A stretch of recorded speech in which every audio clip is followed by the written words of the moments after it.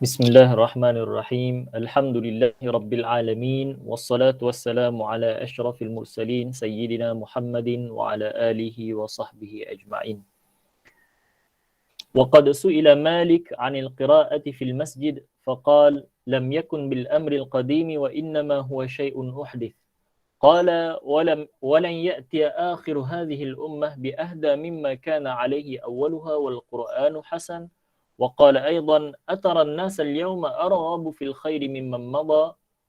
قال ابن رشد يريد أن التزام القراءة في المسجد بإثر صلاة من الصلوات أو على وجه ما مخصوص حتى يصير ذلك كأنه سنة مثل ما يفعل بجامع قرطبة أثر صلاة الصبح، فرأى ذلك بدعة.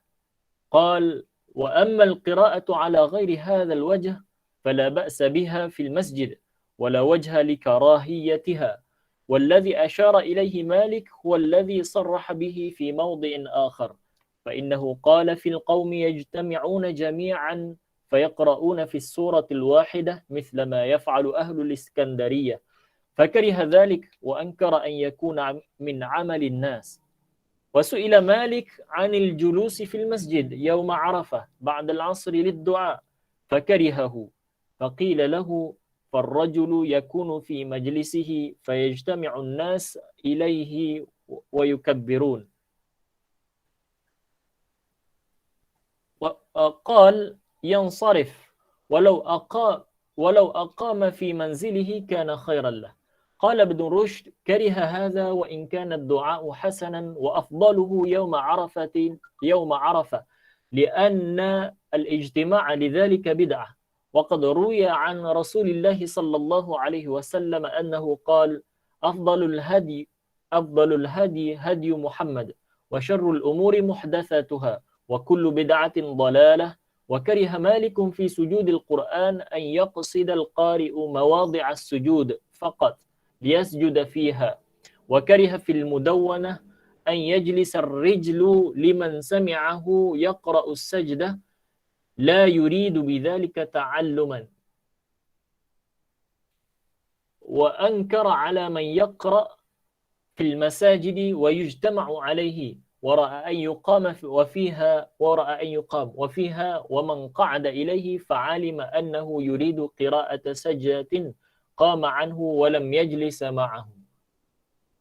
وقال ابن القاسم سمعت مالكا يقول إن أول من أحدث الاعتماد في الصلاة حتى لا يحرك رجليه قد عرف وسمي إلا أني لا أحب أن أذكره، وكان مساء يعني يساء الثناء عليه. قال ابن رشد جائز عند مالك أن يروح الرجل قدميه في الصلاة، وإنما كره أن يقرنهما حتى لا يعتمد على إحداهما دون الأخرى، لأن ذلك ليس من حدود الصلاة، إذ لم يأتي ذلك عن النبي صلى الله عليه وسلم ولا عن أحد من السلف والصحابة المرضيين الكرام، وهو من محدثات الأمور. والله أعلم. Sudah جزاكم selesai الله kan? خيرا. Tafadhal. Sini بارك الله فيكم. جزاكم الله خيرا وبارك الله فيكم وزادك الله علما وحرصا وفهما. بسم الله الرحمن الرحيم. الحمد لله رب العالمين والصلاة والسلام على أشرف الأنبياء والمرسلين وعلى آله وصحبه أجمعين. سبحانك لا علم لنا إلا ما علمتنا إنك أنت العليم الحكيم ولا حول ولا قوة إلا بالله العلي العظيم. اللهم اجعل أعمالنا كلها صالحة ولوجهك خالصة ولا تجعل فيها لأحد شيئا. أما بعد، فخير ما أحييكم به تحية الإسلام، وتحية الإسلام السلام. السلام عليكم ورحمة الله وبركاته. Alhamdulillah, pertamanya kita ucapkan syukur kepada Allah Subhanahu Wa Taala kerana pada malam ini sekali lagi kita dapat bersama-sama untuk meneruskan pengajian kita pembacaan kitab Al-Muwafaqat karangan Al-Imam Abu Ishaq Asy-Syatibi rahimahullahu ta'ala. Jadi kita masih lagi dalam perbicaraan mengenai awamir dan nawahi, yang mana banyak masail yang dah kita bincangkan, dan kita dah sampai ke masalah ar-rabi'atu asyrah, masalah yang ke-14, di mana di sini Imam Asy-Syatibi membincangkan mengenai sekiranya al-amr itu satu perkara, al-amru bisyai' ala al-qasdil awal, satu amar, satu perintah yang diperintahkan mengikut qasad yang pertama, maksud al-asli, dan dia tidak juga ada tawabi', maka di sini al-amru tersebut dia akan kekal dengan mutlaknya. Kalau sekiranya ada mutlak, dia akan kekal dengan mutlaknya, dan tidak boleh diilzamkan dengan satu sifat, dengan satu wajah, melainkan dengan sekiranya ada dalil yang lain. Telah kita bincangkan permulaan ataupun pada minggu yang lalu mengenai perkara ini. Jadi di sini Imam Asy-Syatibi membawakan pada kita beberapa contoh untuk menguatkan kaedah ini, kaedah yang mana al-amr ini mesti kekal dalam keadaan mutlak tanpa perlu adanya iltizam dengan satu cara, dengan satu bentuk, dengan satu sifat, tapi dibiarkan secara umum tanpa perlu kepada iltizam dengan satu cara. Jadi di sini antara contoh-contoh yang dibawakan oleh Imam Asy-Syatibi, kalau kita lihat, kita dengar tadi bahawa dibawa semuanya dalam mazhab Maliki, contoh-contoh fiqh yang dibawakan, dan sudah pasti perkara tersebut akan berlaku khilaf di kalangan mazhab yang lain, pandangan yang lain. Jadi contoh yang dibawakan di sini, yang pertamanya iaitu waqad su'ila Malikun 'anil qira'ati fil masjid. Imam Malik telah ditanya mengenai bacaan Al-Quran. Yang dimaksudkan di sini bacaan Quran secara beramai-ramai dengan satu surah yang sama, yang dilakukan di masjid. Maka di sini Imam Malik menyatakan bahawa perkara tersebut tidak ada sebelum. Lam yakun bil amril qadim. Dia bukan mana satu perkara ada pada zaman Nabi SAW ataupun pada zaman para sahabat ataupun yang ada di Madinah pada kita amal Ahl Madinah. Makanya Imam Malik juga kita tahu dia beristidlal dengan amal Ahl Madinah ni dalam hampir dalam semua perkara lah. Selagi mana tidak ada nas Al-Quran, maka dia akan ambil amal Al-Madinah dan lebih ditakdimkan daripada hadis yang khabar wahid. Jadi di sini Imam Malik mengatakan dia tidak ada dalam maknanya sunnah yang lama, perkara yang lama, al-amr qadim, tetapi ia adalah satu perkara yang baru. Dan kemudian juga dia mengatakan bahawa tidaklah akhir umat ini lebih mempunyai hidayah bi'ahda mimman kana alaihi awwaluha. Tidaklah maknanya orang generasi-generasi yang akan datang itu lebih maknanya memiliki hidayah lebih daripada umat yang datang selepasnya. Maksudnya zaman Nabi SAW itu yang mana generasi yang paling bertakwa, yang mana Allah Ta'ala sebut khaira ummatin ukhrijat linnas. Jadi mereka itulah yang paling baik. Jadi ini menunjukkan bahawa Imam Malik seolah-olahnya dia tidak menyukai perkara tersebut apabila berlaku keadaan bacaan Al-Quran beramai-ramai tersebut di dalam masjid. Dan juga dia juga menyatakan waqala aidan, adakah kamu melihat manusia pada hari ini lebih suka kepada kebaikan melebihi generasi yang terdahulu? Kita tahu Imam Malik sebagai seorang tabi'in, mana para sahabat bagi dia adalah generasi yang lebih baik dan lebih ingin kepada kebaikan. Jadi itu di antara jawapan kepada ataupun kata-kata Imam Malik apabila ditanya mengenai perkara ini, Dan Imam Syatibi membawakan kata tersebut. Maksudnya menunjukkan Imam Malik tidak menyukai perkara itu. Kata Ibnu Ar-Rushd dalam mensyarahkan apa yang ditanya tersebut mengenai qiraah, yang dimaksudkan itu adalah yang dimaksudkan iltizam al-qiraah fil masjid. Yang dimaksudkan soalan yang ditanya kepada Imam Malik tadi adalah bacaan Al-Quran di masjid selepas salat minas salawat. Mana contohnya habis sembahyang subuh mereka ramai-ramai baca Al-Quran satu surah yang sama contoh.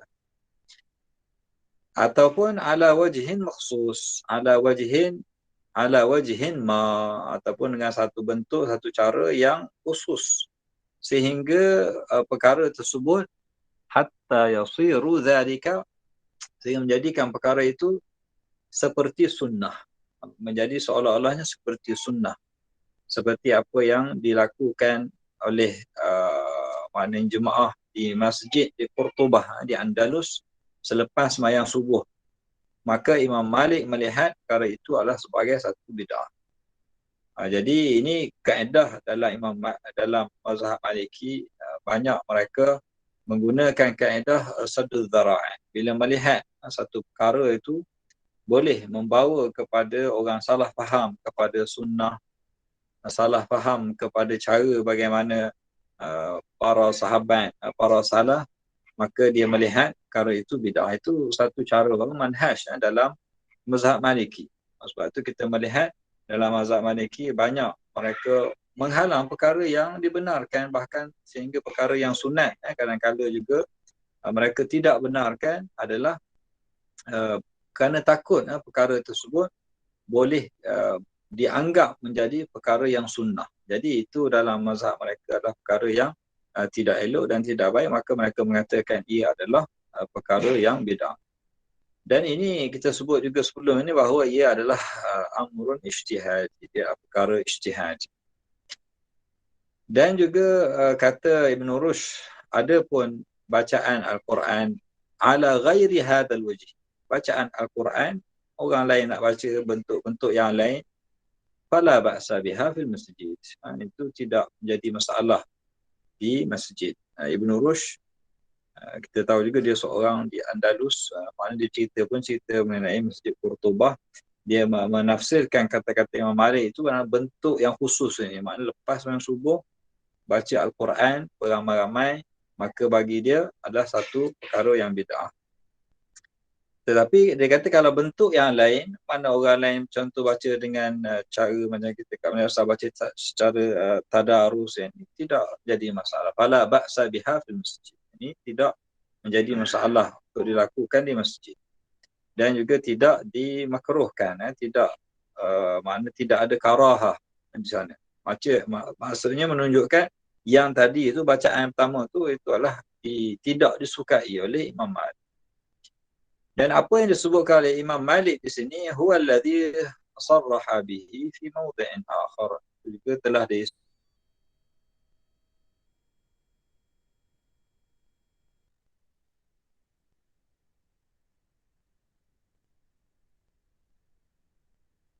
disebutkan oleh Imam Malik juga pada tempat yang lain, iaitu ketika mereka membaca surah fayaqra'una fi suratil wahidah.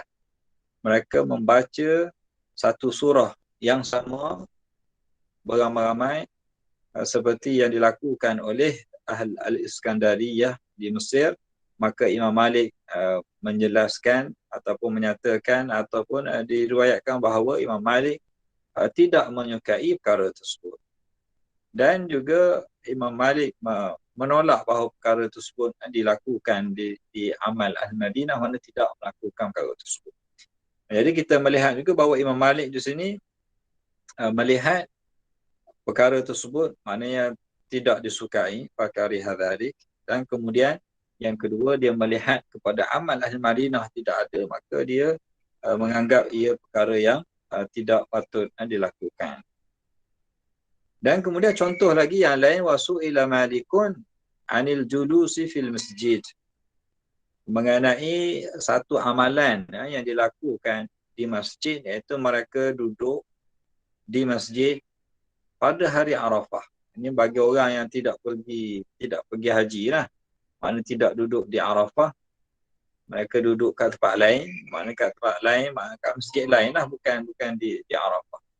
Jadi mereka duduk di masjid selepas asar. Mana semaya asar, lepas semaya asar hari Arafah, mereka duduk di masjid untuk berdoa. Maka Imam Malik melarang perkara tersebut. Perkara ni jika kita sebut tadi, dia ada ikhtilaf di kalangan para ulama, adakah maknanya boleh ataupun tidak. Ada pandangan yang mengatakan ia adalah dibenarkan berdasarkan perbuatan Ibnu Abbas dan sebagainya. Faqila lahu, dan juga di antara soalan yang ditanya kepada Imam Malik juga, ar-rajul yakunu fi majlisihi, makna seorang lelaki, mana imam ke, seorang ulama ke alim, dia duduk di majlis dia, kemudian datang manusia, orang lain duduk dengan dia, wa yukabbirun, mereka bertakbir beramai-ramai, maknanya berzikir beramai-ramai lah. Maka di sini pandangan Imam Malik menyatakan yang sarif, maknanya yang ni lebih baik dia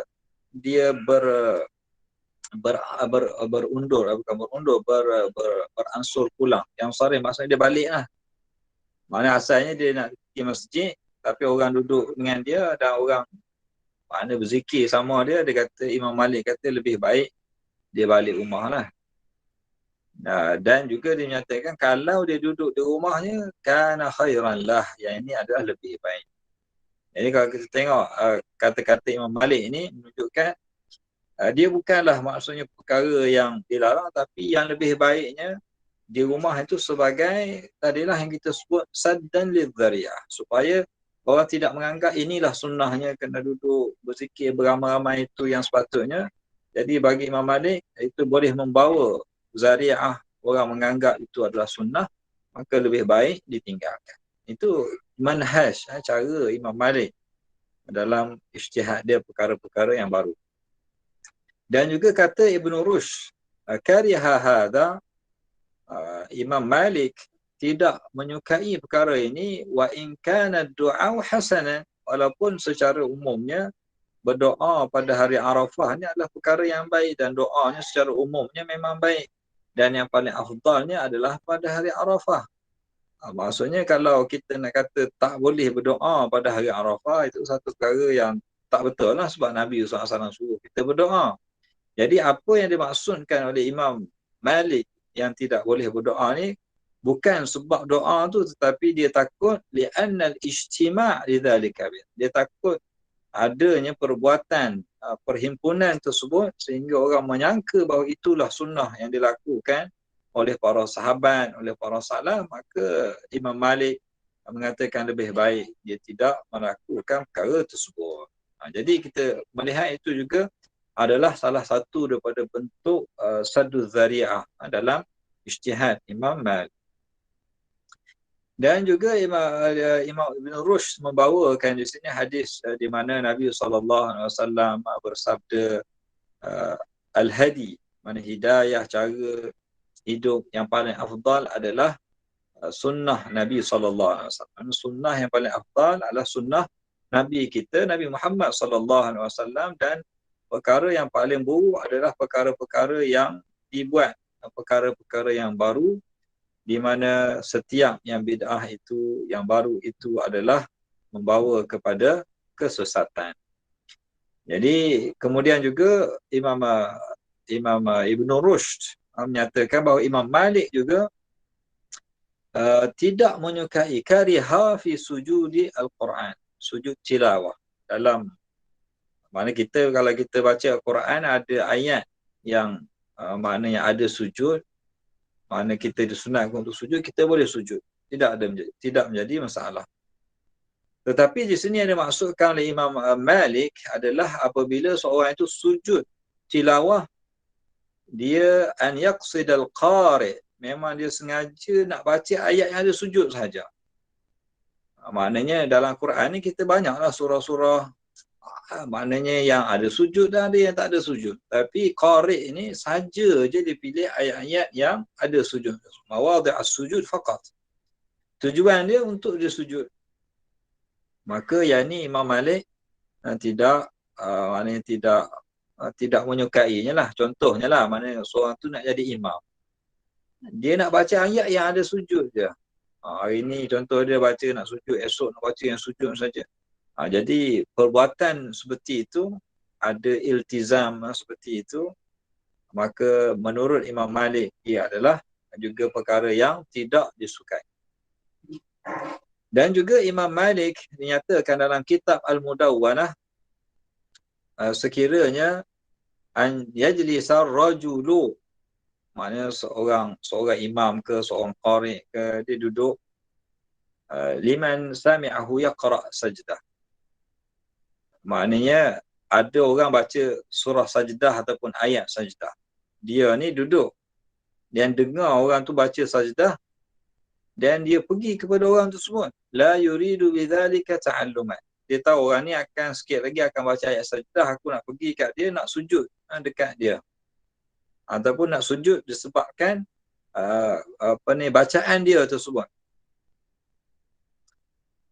Maka di sini juga Imam Malik tidak menyukai karihah.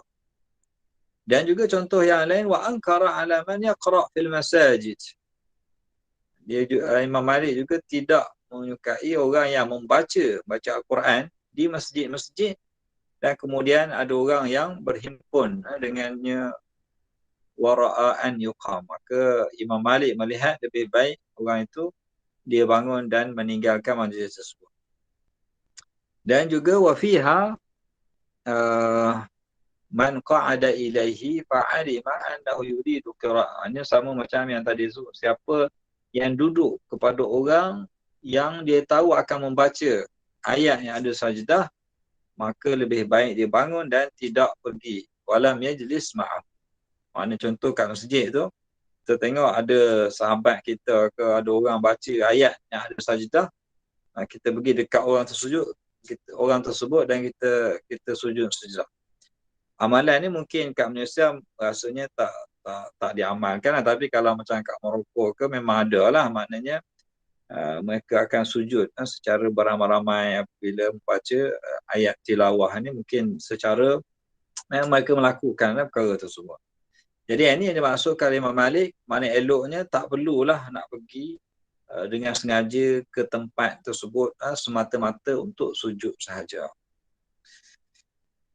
Jadi kalau kita lihat, itu antara contohnya lah, maknanya itu di antara contoh yang Imam Syatibi bawa ni, nak cerita bahawa tak perlu pada iltizam tu. Maknanya kita diperintahkan untuk sujud tetapi tak perlu untuk diiltizamkan dengan cara tersebut. Jadi iltizam itu yang makna tidak dibenarkan ataupun yang dilihat di sini sebagai satu perkara yang makruh ataupun yang tidak disukai. Dan juga kata Ibnu Qasim, anak murid Imam Malik, mengatakan dia mendengar Imam Malik telah berkata, sesungguhnya perkara pertama yang dilakukan, antara mana perkara-perkara baru yang dilakukan adalah al-i'timad fi shalah. I'timad ni maksudnya berdiri, nantilah dia akan sebutkan situ, berdiri dengan kedua-dua kakinya tanpa dia panggil apa, bukan berpijak, berpegang, bukan berpegang, nanti kita tengok ada seperti yang disyarahkan, hatta la yuharrika rijlaihi rijlun.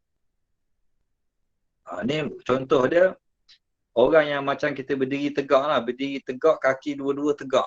Maksudnya bersandar. I'timad tu maksud dia bersandar.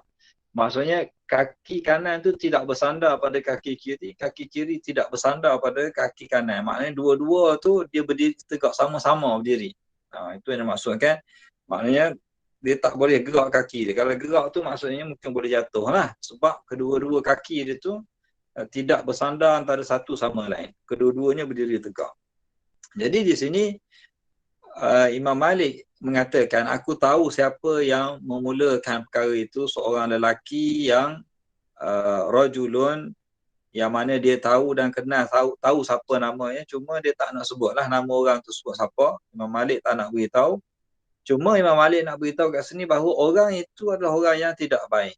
Yang itu mana tidak layak diberikan pujian kerana telah membuat satu perkara menurut Imam Malik, mana perkara bid'ah lah, perkara baru, iaitu kalau solat kena berdiri di atas kedua-dua kaki tanpa bersandar kaki kanan ke kaki kiri ataupun kaki kiri ke kaki kanan. Jadi itu yang Imam Malik tidak menyukainya ataupun mengingkarinya di sini.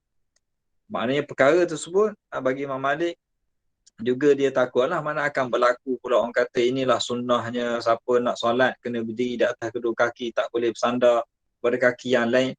Maknanya dia satu macam ada takalluf pula. Maksud kalau nak berdiri solat kena berdiri macam tu. Tak boleh. Contohnya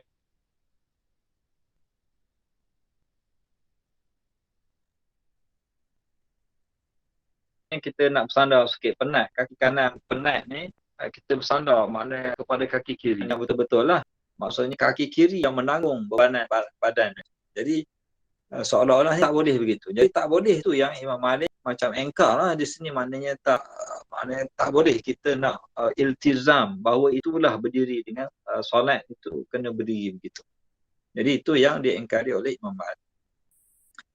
Dan kemudian juga Imam Ibn Rushd menyatakan sambungan kepada apa yang dinyatakan oleh Imam Malik tadi, iaitu jaizun inda Malik, di sisi mazhab Imam Malik boleh seorang itu merehatkan kaki dia, la yurawwiha ar-rajulu qadamaihi, bagi seorang lelaki ke seorang perempuan tu tak ada masalah lah. Maksudnya sesiapa saja waktu dalam solat dia boleh merehatkan kaki dia, qadamaihi, rehatkan kedua kaki. Maksudnya contohnya berdiri, ialah para salaf dulu mereka solat ni memang solat lama lah, solat malam contohnya, mereka bukan baca macam kita baca surah pendek-pendek je nak habis cepat. Mereka mungkin baca 2-3 juzuk atau mungkin daripada malam sampai ke subuh mereka berdiri.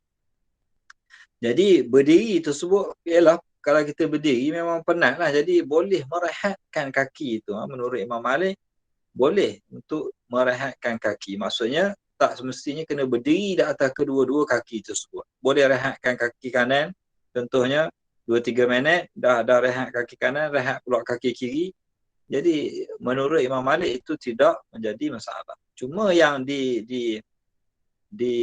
mana dikarahahkan ataupun tidak disukai, dimakruhkan oleh Imam Malik, an yuqrinahuma, dia sama-sama sekali. Mana kaki kedua-dua tu sama-sama berdiri. Hatta la ya'tamid ala ihdahuma duna al-ukhra. Sehingga kaki kanan tidak bersandar pada kaki kiri dan kaki kiri tidak bersandar. Sandar tu bukan maksud sandar maknanya sandar gini. Tetapi dia lebih maknanya apa nak kata, maknanya dia berdiri tu, pendirian dia, pendirian kaki kanan dan Betul. pendirian kaki kiri, ya. Bertengkak sebelah kaki ke Ustaz? Bertongkat. Sedap sikit. Bertongkat. Ihtimat tu maksud dia bertongkat. Nak tongkat kan, mana jadikan kaki kanan tu tongkat pada kaki kiri, ataupun kaki kiri tongkatkan pada kaki kanan. Jadi itu yang dimaksudkan. Maksudnya bagi Imam Malik benda ni tak payah kita nak menyusahkan diri kita sehingga kita kata dalam solat ni tak boleh nak rehatkan kaki. Maka itu di sisi Imam Malik jaizun, itu perkara yang benar. Jadi dia melihat siapa yang kata tak boleh rehat ini sebagai satu perkara yang bid'ah atau perkara yang tidak disukai. Lianna dhalika laisa min hududis salah, kerana menetapkan kedua-dua kaki tersebut pada salat itu bukanlah salah satu daripada kewajipan ataupun daripada sunat salat itu sendiri. Mana tak ada mana lam ya'ti dhalika an Nabi, tak ada pula Nabi SAW kata berdiri itu mesti kedua-dua belah kaki berdiri, mana secara sama. Dan juga tidak juga daripada para salaf, daripada para sahabat yang diradai dan dimuliakan. Tetapi ia adalah di antara perkara-perkara yang baru. Jadi itu di antara contoh-contoh yang diberikan, dan nanti juga akan diberikan contoh-contoh yang lain. Okey? Okey. تفضل. وعن مالك نحو هذا في القيام للدعاء وفي الدعاء عند ختم القرآن.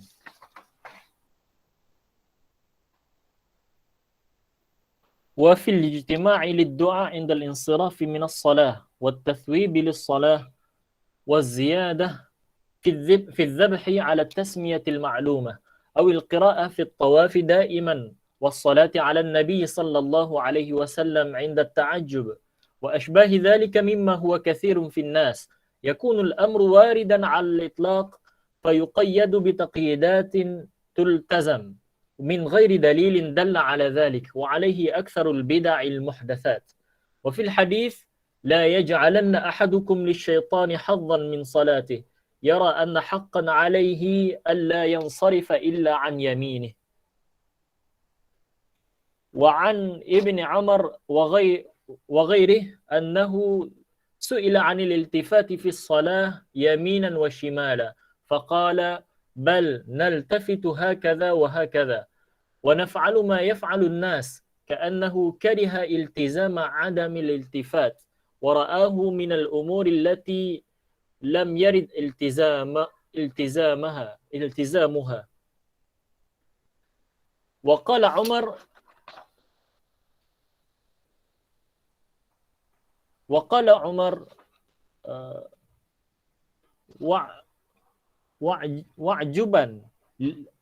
وعجبا لك يا ابن العاص لئن كنت تجد ثيابا أفكل الناس يجد ثيابا والله لو فعلت لكانت سنة بل أغسل ما رأيت وأنضح ما لم أره.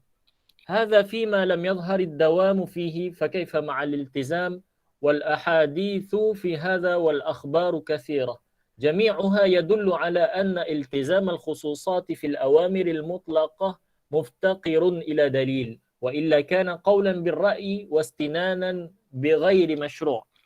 وهذه الفائدة انبنت على هذه المسألة مع مسألة أن الأمر بالمطلق لا يستلزم الأمر بالمقيد والله أعلم. جزاكم الله خيرا وبارك الله فيكم وزادك الله علما وحرصا وفهما. Jadi sambungan kepada perbahasan mengenai contoh-contoh yang dibawakan oleh Imam Asy-Syatibi di dalam mazhab Imam Malik, ijtihad Imam Malik dalam beberapa perkara yang mana Imam Malik melihat bahawa al-amrul mutlaq, mana perkara yang dibenarkan secara mutlak tidak perlu untuk diiltizamkan. Kalau nak iltizam, kalau ikut Imam Syatibi, yang perlu pada dalil yang lain. Kerana tak ada dalil, maknanya tidak ada iltizam tersebut. Maknanya buat secara mutlak sahaja. Maknanya tidak perlu iltizam dengan satu cara. Jadi contoh yang dibawakan lagi oleh Imam Syatibi di sini, An Malik nahwi hadza fil qiyam lid du'a. Al-qiyam lid du'a ni, orang bila nak berdoa dia bangun. Mana bila nak doa je dia bangun. Jadi kalau iltizam begitu, setiap kali nak doa je dia bangun. Jadi itu bukanlah makna satu perkara yang diperintahkan, tapi perlu pada dalil lain lah. Kalau kita nak kata, kerana syarat berdoa tu bukan berdiri lah. Mana kita boleh doa secara duduk, secara baring, secara mana bila-bila sajalah kita nak berdoa, tak ada masalah. Tapi kalau kita iltizam hanya dengan satu cara, maka itu yang di sini mana tidak disukai lah oleh Imam Malik di sini. Dan juga di antara yang tidak disukai oleh Imam Malik juga fi du'a inda khatmil Quran. Berdoa selepas khatam Al-Quran. Ini kita kata juga dalam mana itu pandangan Imam Malik, kita kata itu ijtihad. Kalau kita tengok di kalangan para ulama, bahkan para sahabat, contohnya Anas bin Malik, bila dia khatam Quran, dia panggil keluarga dia buat ijtima'. Jadi itu pandangan Imam Malik ni kita sebut tadi, dia kerana dia takut benda tersebut menjadi sunnah. Dia takut benda itu, dia kata inilah sunnah Nabi. Bila khatam Quran, kena berdoa. Maknanya boleh saja khatam Quran tanpa berdoa contohnya. Jadi tak perlu kepada iltizam. Itu yang dimaksudkan oleh Imam Malik. Tapi kita kata ini di antara cara manhaj Imam Malik dalam istinbat hukum. Dan juga di antara contohnya wafil ijtima'i lid-du'a indal insirafi minad du'a. Maknanya berkumpul untuk berdoa selepas habis solat. Habis solat kumpul baca doa. Jadi Imam Malik juga dia melihat perkara ni, dia takut menjadi satu sunnah sehingga orang kata solat mesti kena duduk beramai-ramai dan kena berdoa. Jadi itu bukanlah satu sunnah yang ditetapkan oleh Nabi SAW. Maknanya itu dilakukan oleh, maknanya para ulama juga ada yang melakukannya. Bahkan dalam hadis juga disebutkan hadis Salamah yang mana Ibn Abbas menyatakan di antara tanda Nabi SAW selesai solat adalah mendengar mereka bertasbih, maknanya maknanya berzikir. Selepas itu maknanya ada ijtimak tu ada. Cuma yang diingkari oleh Imam Malik ni sekiranya benda tu menjadi satu iltizam. Maknanya begitulah. Tak boleh solat tu tanpa ada ijtimak tersebut. Jadi yang itu yang diingkari oleh Imam Malik. Dan juga antara yang diingkari juga ialah at-tathwib lis-salah. Ini salatil fajr. Makna bila masuk waktu subuh je dia sebut asbaha walillahil hamd. Makna dah jadi macam satu sunnah. Bila kita bangun subuh ke, makna dah jadi macam satu berdoa ataupun doa masuk subuh. Doa masuk subuh, bukan doa azan subuh, doa masuk subuh. Jadi perkara tersebut juga Imam Malik melihat seolah-olahnya perkara yang baru dan boleh orang maknanya menjadikan dia satu perkara yang sunnah ataupun menyandarkan ia adalah kepada sunnah Nabi, maka ia tidak ada. Dan juga di antara yang disebutkan juga adalah az-ziyadah, maknanya tambahan ketika mana nak sembelih pada tasmiyah. Maknanya kita memang dituntut untuk tasmiyah ni mana menyebut nama Allah ketika sembelih, sebut bismillah. Tetapi kalau dia sebut panjang, bismillahirrahmanirrahim, alhamdulillahirabbil alamin, contohnya lah nak sembelih tu. Jadi mengikut Imam Malik di sini, pandangan dia di sini adalah juga tidak digalakkan ataupun dimakruhkan ataupun diingkari oleh Imam Malik di sini tambahan tu semua.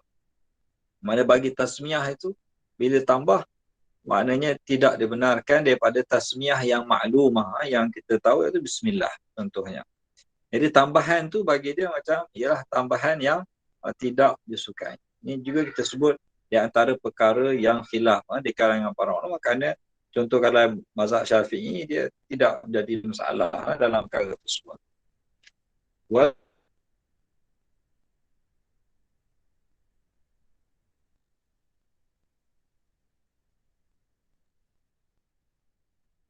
Qira'atu fi tawafi daiman.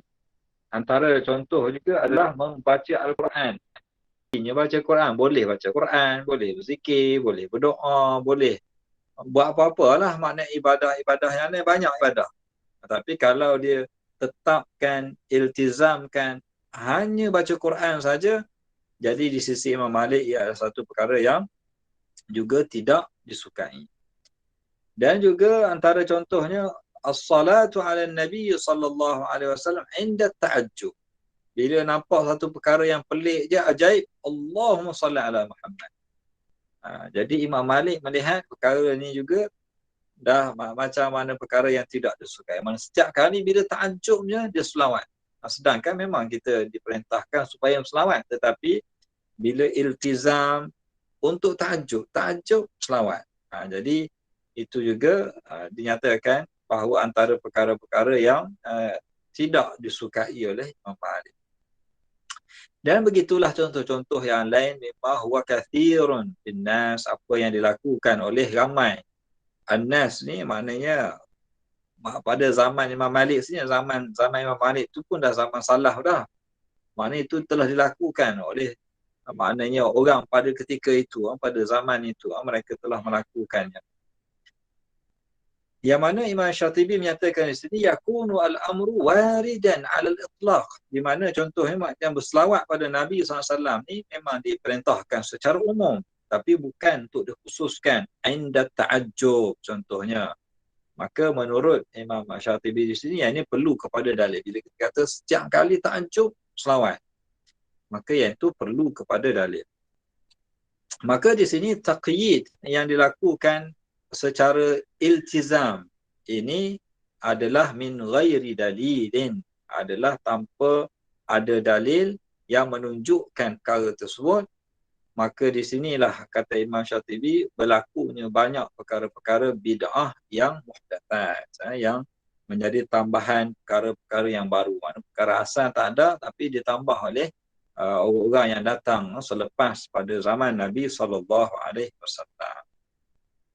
Jadi itu contoh-contoh yang dibawakan oleh Imam Syatibi dalam mazhab Maliki. Kita tengok semua tadi tu contoh dalam mazhab Maliki. Dia tak bawa dalam mazhab lain kerana kita sebut tadi dia tu adalah perkara khilafiyah, perkara yang ada khilaf di kalangan para ulama. Sebahagian ulama kata boleh, ada sebahagian lain kata tak boleh. Jadi ikut ijtihad bagi setiap ulama itu ada di situ. Dan kemudian Imam Syatibi juga membawakan beberapa dalil yang lain juga untuk menguatkan kaedah ini. Antaranya dalam hadis yang menyatakan, janganlah kamu, salah seorang daripada kamu, menjadikan syaitan itu mempunyai hazzan, mempunyai bahagian dalam solat kamu, solatnya itu. Janganlah di kalangan kamu ada yang berikan syaitan sebahagian daripada solatnya. Yara anna haqqan alaihi alla yansarifa, bahawa dia melihat menjadi satu kewajipan padanya bahawa dia tidak akan keluar daripada solat melainkan daripada belah kanan sahaja. Maknanya dalam hadis ini seolah-olahnya menunjukkan bila seorang itu telah ilzamkan ataupun iltizam dengan satu perkara. Maksudnya aku bila habis bagi salam, Assalamualaikum, Assalamualaikum, habis solat, belah kanan aku akan pergi. Insiraf mengikut belah kanan. Maksudnya bangun belah kanan ataupun dia duduk menghadap, maknanya makmum belah kanan dia, kiblat belah kiri dia, maknanya sentiasa ke kanan sahaja. Sedangkan al-amrul mutlaq, mana boleh saja belah kanan, boleh belah kiri, boleh menghadap ke depan, boleh menghadap ke belakang pun boleh belaka. Maknanya kenapa dia nak ilzamkan ataupun nak iltizam dengan satu cara saja, iaitu ke belah kanan saja. Itu dalil yang Imam Syatibi bawakan, bahawa menunjukkan bahawa tidak, maknanya kalau nak iltizam itu perlu pada dalil, dan tak patut bagi seorang tu iltizam perkara yang tidak ada dalil. Dan juga dibawakan contoh daripada Abdullah bin Umar dan lain-lainnya ketika ditanya mengenai iltifat fi salati yaminan wa shimalan. Iltifat ni maksudnya bila selesai solat, kita ni nak bangun lepas solat tu nak iltifat ke mana? Ke mana kita nak pergi? Belah kanan ke, belah kiri ke depan ke belakang ke mana nak pergi? Jadi sama ada ke kanan ataupun ke kiri. Maka kata Ibn Umar di sini, mana-mana saja, naltafitu hakadha wa hakadha. Kami ni tak kira mana, kami tidak hadkan mesti nak iltifat mesti belah kanan saja, tidak. Kami belah kanan ada, belah kiri ada. Mana belakang, depan, belakang semua boleh berlaku.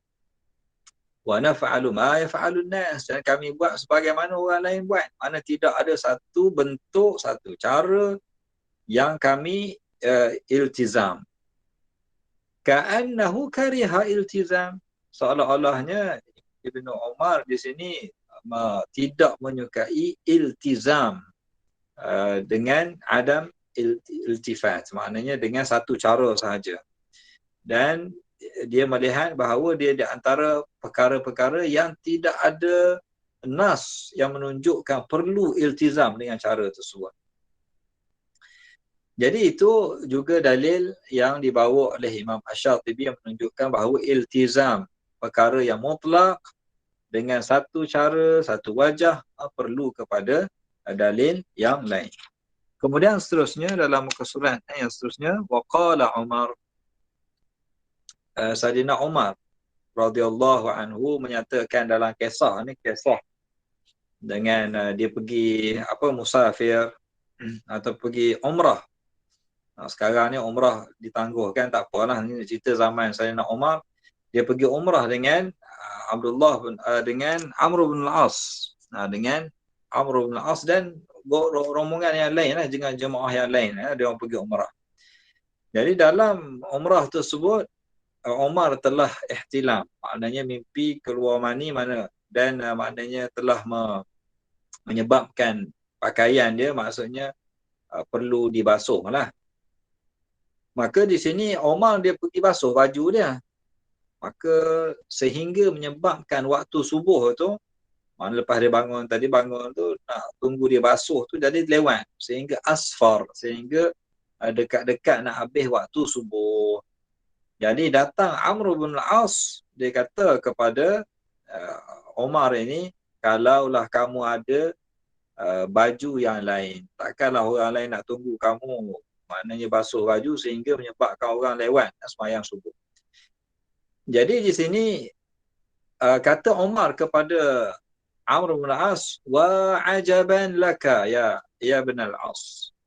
Sangat pelik kamu ni wahai Amr bin Al-As. Sekiranya kamu ada baju, adakah setiap manusia tu ada baju? Mungkin orang tu dah ni satu baju saja. Kalau kamu, mungkinlah kamu orang kaya, kamu baju kotor saja, kamu pakai baju lain. Baju orang lain, kalau dia kotor, dia akan basuh. Dia tak ada baju yang lain. Jadi Sayyidina Umar di sini mengatakan, kalau aku buat begitu, maksudnya aku tukar baju yang lain, lau fa'altu lakan sunnah, maka dia akan jadi sunnah pula. Jadi orang kata Sayyidina Umar bila baju dia kotor, dia tukar baju lain. Dah jadi sunnah pula. Sunnah Umar, kotor baju, tukar baju lain. Tak payah basuh. Ataupun basuh lepas tu. Jadi ini menunjukkan bahawa Sayyidina Umar takut perkara itu menjadi satu sunnah. Jadi Sayyidina Umar mengatakan, bal arsilu ma ra'aitu, apa yang aku melihat pada pakaian aku ada kotoran, yang aku rasa perlu kena basuh, aku akan basuh. Dan apa yang aku nampak dia tak ada apa-apa, okey, maka aku akan renjih sahaja. Itu fiqh Umar radhiyallahu taala anhu. Jadi dia takut dia buat satu perkara kemudian menjadi satu sunnah sehingga orang lain ikut mengatakan itu sunnah. Maka Sayyidina Umar takut perkara itu berlaku. Jadi kata Imam Syatibi di sini, yang ini adalah fima lam yazhar ad-dawam. Yang ini bukanlah satu perkara yang selalu dilakukan oleh contohnya Amr bin Al-As ke Umar ke, bukanlah dawam. Jadi bagaimana sekiranya seorang tu iltizam, setiap kali begitu maka begitu dia lakukan, maka sudah pasti ia perlu kepada perkara yang lain. Jadi kalau kita tengok contoh Umar dengan Amr bin Al-As ni, dia ijtihad. Umar ada ijtihad dia, Amr bin Al-As juga ada ijtihad dia. Jadi benda tu bukanlah satu perkara yang kita kata qat'i, mesti begini dan mesti begini. Kedua-duanya adalah mana perkara ijtihadi, perkara yang zanni. Jadi Umar lebih melihat kepada supaya tidak berlaku menyusahkan orang lain. Maka itu yang dimaksudkan oleh Sayyidina Umar bin Khattab radhiyallahu taala anhu. Jadi khulasahnya kata Imam Asy-Syatibi di sini, wal ahaditsu fi hadza wal akhbar katsira. Dia kata kalau kita nak cari hadis dalam tajuk ini dan akhbar para sahabat, para salaf, ini banyak perkara tersebut. Semuanya itu menunjukkan bahawa iltizam al-khususat, maknanya iltizam dengan satu perkara yang khusus pada perkara yang diperintahkan secara mutlak, ia adalah perlu kepada dalil, muftaqirun ila dalilin. Maknanya kalau kita nak iltizam satu perkara, kita kata kena buat begini saja, yang ini perlu pada dalil. Tapi kalau kita tidak iltizam, maknanya sekali kita buat begini, kadang-kadang kita buat begini, yang ini memang tak apalah, sebab memang asal dia awamir mutlaqah, dia perintah, memang kita kena buat. Cuma yang Imam Syatibi nak cerita ni, bila buat satu iltizam itu yang menjadi masalah, perlu pada dalil. Dan juga dalil ni kita sebut berbeza. Mazhab Malik ada dalil dia, mazhab Syafi'i ada dalil dia. Mungkin dalam mazhab Maliki dia melihat ini bukan dalil, tapi mazhab Syafi'i melihat itu dalil. Jadi itu perbezaan di kalangan para ulama pula. Nak menentukan itu dalil ataupun bukan dalil. Itu juga perbahasan. Jadi dari segi kaedahnya memang tak ada masalah. Maknanya bila kita nak iltizam dengan satu perkara yang khusus pada perintah yang mutlak, maka perlu pada dalil. Cuma perbezaan ulama pada dalil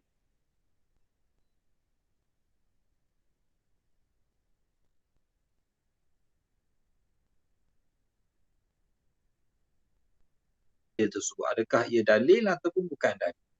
Dan kita sebut tadi dia sebagai, kalau kita ikut kaedah ni kana qaulan birra'i. Kalau kita buat ikut satu iltizam, mana kita telah mewajibkan dengan satu perkara yang khusus tanpa ada sebarang dalil, maka ia satu qaul birra'i. Dia hanya satu pandangan saja, dan kita juga melakukan perkara yang sunnah tanpa dimasyru'kan, tanpa disyariatkan. Maka kaedah ini ataupun faedah ini juga membawa kepada masalah yang juga dibincangkan, iaitu annal amra bil mutlaqi la yastalzimul amra bil muqayyad. Perintah yang secara mutlak tidak membawa maksud bahawa wajib untuk melazimi untuk perkara yang muqayyad. Ini juga kaedah bahawa bila ada amr mutlak, bukan maksud dia amr muqayyad. Macam yang Imam Syatibi dah beritahu lah pada awal-awal dulu. Contohnya syarak kata au tahriru raqabah, makna bebaskan hamba. Jadi bukanlah bebaskan hamba tu maksud bebas hamba yang mukmin, hamba yang pandai, hamba yang saleh, seperti yang itu. Mana bukan muqayyad. Mana kita mana-mana hamba saja. Dan juga kita sebut contoh minggu lepas mengenai Baqarah. Innallaha ya'murukum an tadhbahu baqarah. Sungguh Allah Taala perintah kepada kamu supaya menyembelih baqarah. Mana-mana baqarah saja. Mana bukan muqayyad.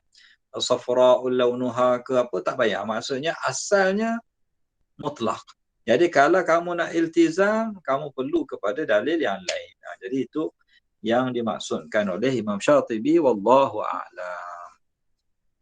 Kita setakat ini dulu ke macam mana? Kita setakat ini dulu, Zat. Sama minggu depan pula. InsyaAllah. InsyaAllah ta'ala. Jadi ada soalan, ada tambahan ataupun ada perkongsian, silakan. Ustaz, Boleh faham? Boleh faham. Yang Ustaz sebut tadi berkenaan dengan at-tathwib lis-salah, maksudnya waktu subuh tu, nak masuk subuh tu dia akan berdoa. Itu memang berlaku di negara-negara Arab tu, Ustaz? Asbaha walillahil hamd tu. Sekarang ni ialah kita tak ada lah nampak sangat, tapi rasanya kalau kat Morocco tak pastilah. Mungkin ada kat Morocco, tapi kalau setakat macam di negara-negara lain tak pastilah. Kat Morocco mungkin ada, tapi tak ada lah satu fenomena mana berlaku memang semua orang sebut begitu. Sebab dia asalnya dalam hadis pun asbahna wa asbahal mulku lillah. Mana bila kita dah dalam hadis menyebutkan bila kita dah subuh ni, kita sebut asbahna wa asbahal mulku lillah. Jadi yang tathwim tu dia kata asbaha walillahil hamd. Dia tak adalah jauh beza, tapi bila dia iltizam dengan cara satu perkara tersebut, macam dah jadi macam satu zikir yang khusus. Itu yang diingkari oleh Imam Malik. Okay. Allahu Terima kasih, Ustaz. Barakallahu fiik. Okey, jadi kalau tidak ada soalan, kita boleh tangguh dahulu majlis kita, insya-Allah pada masa yang akan datang. Aqulu qawli hadha wa astaghfirullahal azim li wa lakum wa lisairil muslimin wal muslimat wa billahi taufiq wal hidayah. Wassalamualaikum warahmatullahi wabarakatuh. Subhanakallahumma bihamdika asyhadu an la ilaha illa anta astaghfiruka wa atubu ilaik.